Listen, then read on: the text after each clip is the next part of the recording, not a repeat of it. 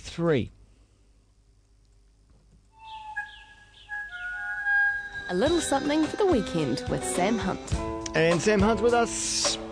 Hello, Sam. Good morning, Wammo. Good morning to you. How are you? Oh, they're good. We've just been having slow rain over the north here overnight. Feels like it's been a little while, eh? It's been good. It's sort of settled the dust because I don't want travel the back roads. Yeah. Keeping away from the law. Yeah.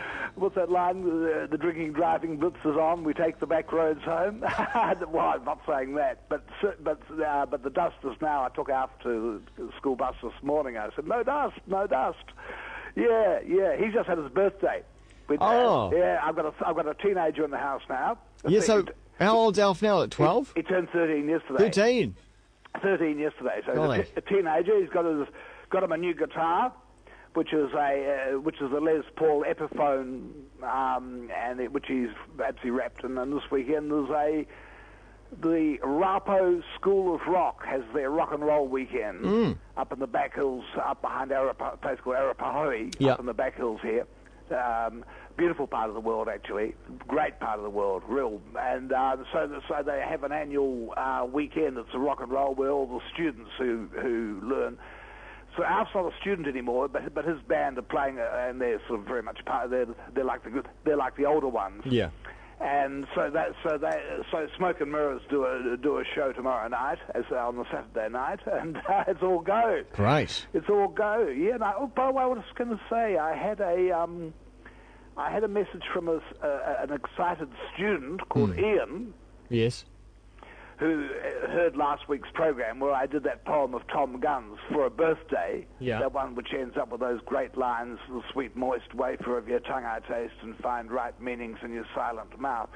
Anyway, Ian went and dug out Tom Gunn, who wrote that poem, and in doing so he is very excited because he... Good on you, Ian. There'll be something in the mail for you. No, I wouldn't worry about that. But Ian has discovered in another Tom Gunn poem the origin of a poem of mine called Requiem.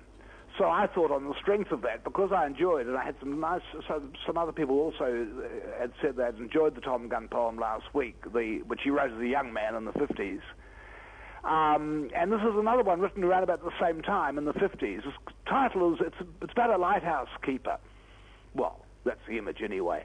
And I like it, Wammo, because Round and Round, at about that same time this poem was published, there was a song on popular radio, I think by Paul Anka, called Round and Round.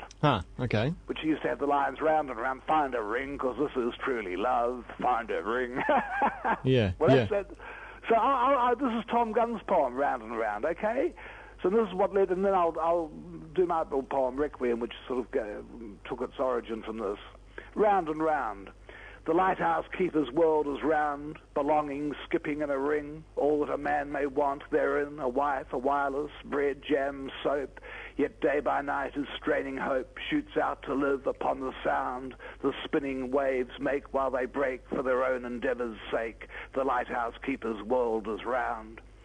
He wonders, winding up the stair to work the lamp which lights the ships, why each secured possession skips with face towards the center turned.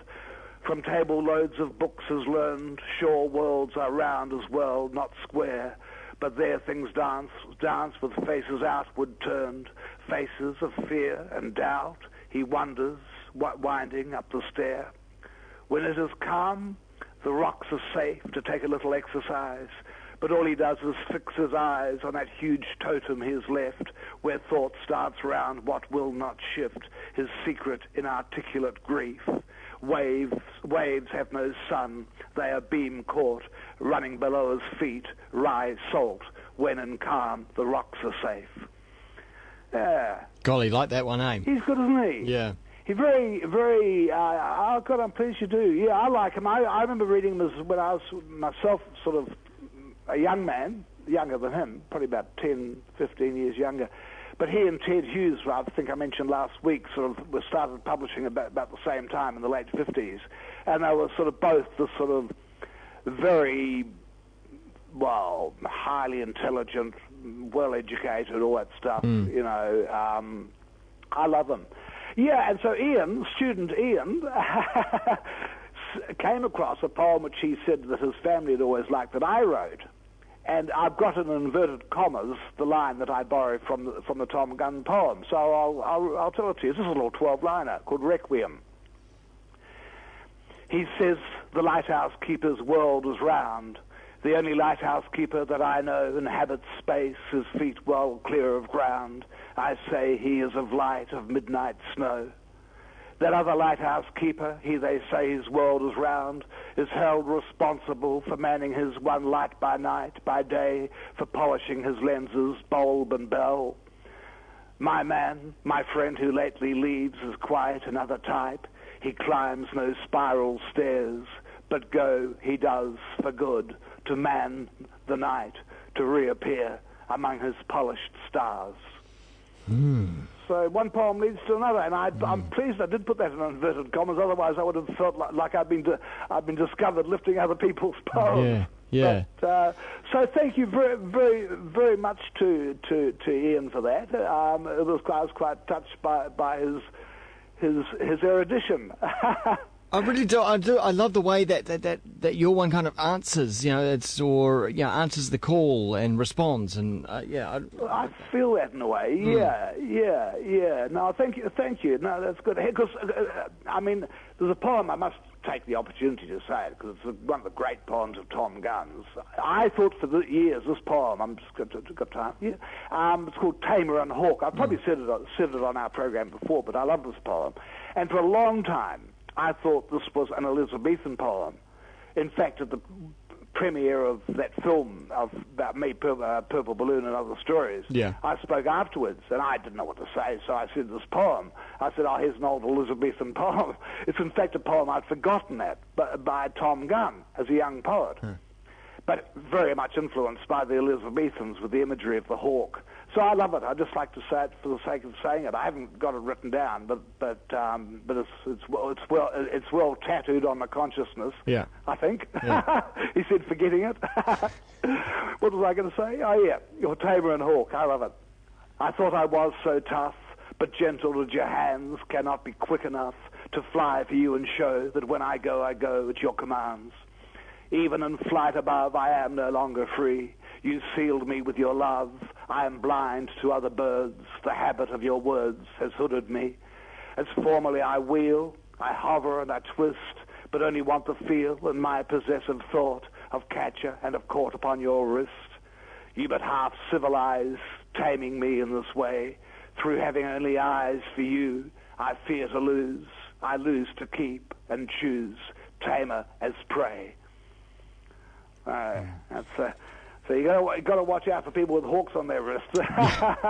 Indeed, God, shaking someone's hand and seeing the hawk. Okay, I'll look out for that. You watch out for the hawks out there. Yeah. So that's good. So I'm going to have a quiet weekend while Alf goes and rocks it out. Yeah, and are you going to get out the explosives at all this weekend? No, we have them out all the time anyway. There's always a half a ton of TNT going off somewhere. We're looking for the gold bullion we buried somewhere we can't find.